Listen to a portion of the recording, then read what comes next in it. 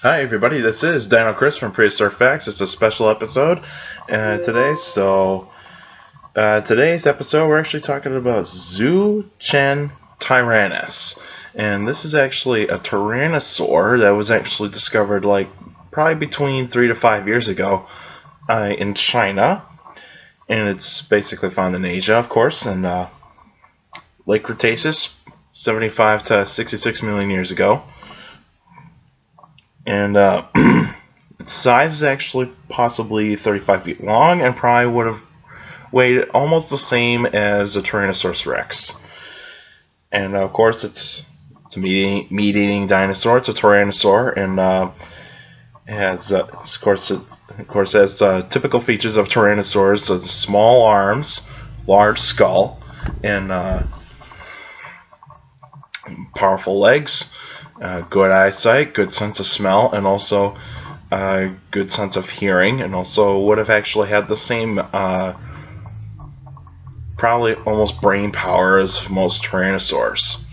And so they probably would have actually been pretty intelligent for their time. So that would have been actually the case here. And since that this dinosaur is actually kind of close to the size of other tyrannosaurs in the area that was in that kind of like rock of the age of the Lake Cretaceous of that time, like Tarbosaurus, Tyrannosaurus bataar, and possibly Alien-ramus. But Alien-ramus is actually a smaller tyrannosaur, a more slender tyrannosaur. Tarbosaurus would have actually been larger, and also that would have been the same way as Tyrannosaurus bataar. Now, when we actually look at Zhuchengtyrannus, it does actually have the thick teeth, like you would actually find on like Tarbosaurus, Tyrannosaurus Rex, and some of the other tyrannosaurs that actually were discovered to actually have the thick teeth that were designed for penetrating through flesh and also crushing bone. Now, when we actually look at the size compared to Tyrannosaurus Rex of Zhuchengtyrannus, it's small. It's a smaller tyrannosaur, and it's smaller than Tyrannosaurus Rex, I should say. And it probably would have been faster than Tyrannosaurus Rex, so it would actually had probably a bit of a faster advance. And for speed wise, it would, if you actually put it, if you actually had like a 40-yard dash, or otherwise probably say a 100-yard dash for these dinosaurs, Zhuchengtyrannus would actually beat Tyrannosaurus Rex by a nose. So it would actually just be a little bit faster than Tyrannosaurus Rex. And when we actually look at the region of prey for this dinosaur, there were some hadrosaurs that were actually in the area, like Saurolophus, and you actually had some ceratopsians, but they were very small. They were small ceratopsians, but hadrosaurs would have been dominating that region anyway. And and also there are some sauropods too. There are some titanosaurs that were actually living in Asia during that time, but they were probably they probably weren't as big as like say Argentinosaurus or otherwise probably like Sauroposeidon. So those would have been small titanosaurs. But the common prey probably for this would have been hadrosaurs. Hadrosaurs would have probably been the number one prey for Zhuchengtyrannus. Now, we don't know much about this dinosaur. It's prized because since it's a recently found dinosaur, so it's not really going to have enough information for me to actually to figure out what kind of behavior would actually what I've actually would have come up with, like what part of modern day animals would actually fit in.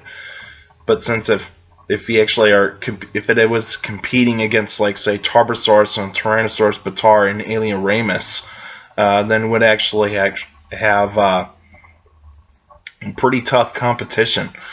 Because I would think Alien-ramus would have actually been designed for, because it's faster and slender, it would actually probably be going after the hadrosaurs and as well as the smaller ceratopsians. And And also there were ankylosaurs too. There were some ankylosaurs during that time too. But I think since that Tarbosaurus and Tyrannosaurus bataar would have probably actually taken care of the large prey items, like say like the sauropods and some of the really big hadrosaurs.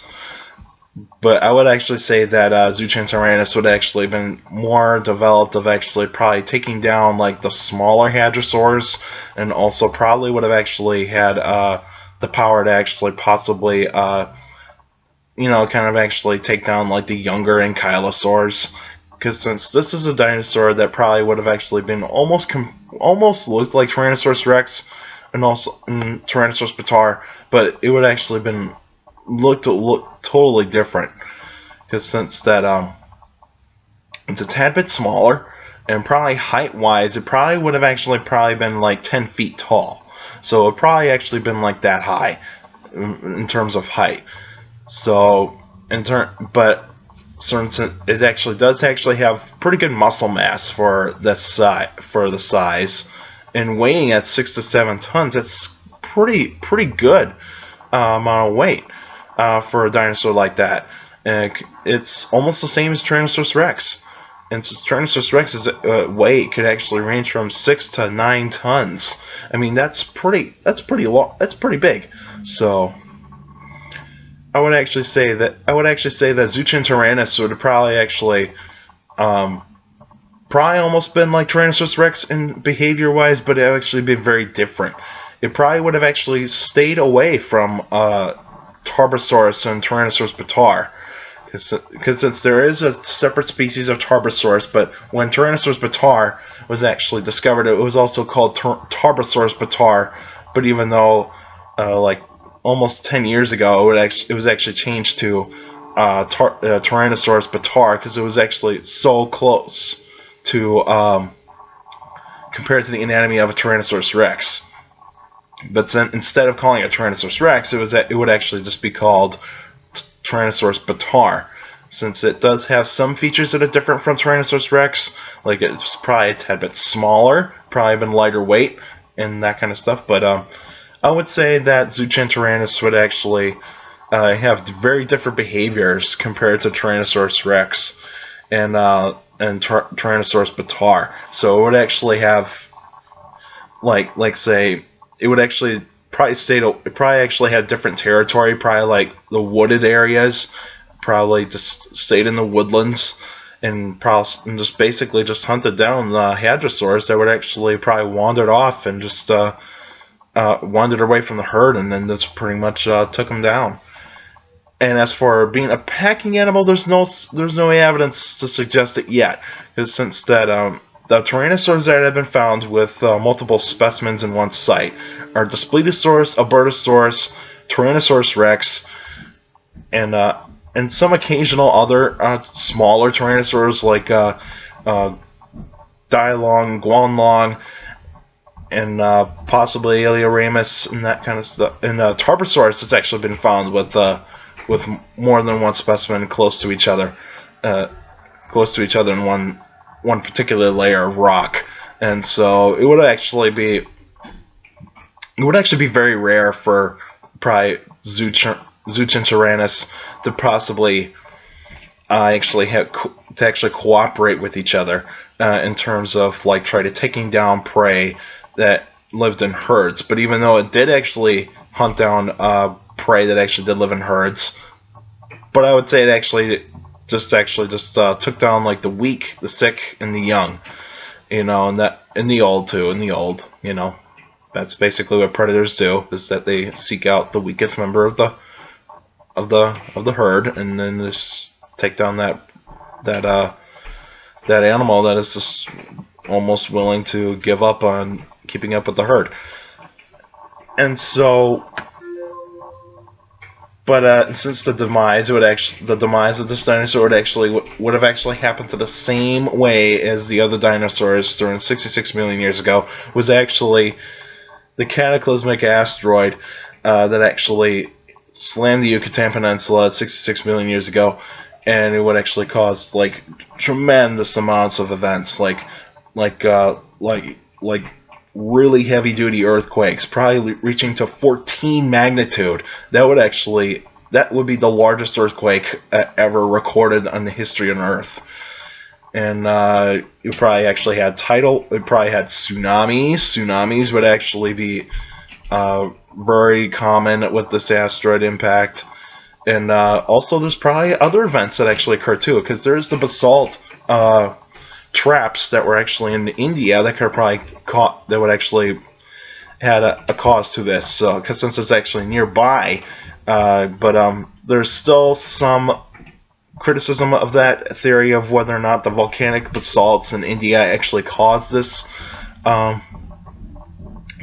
extinction. But it would probably these basalts would have probably actually just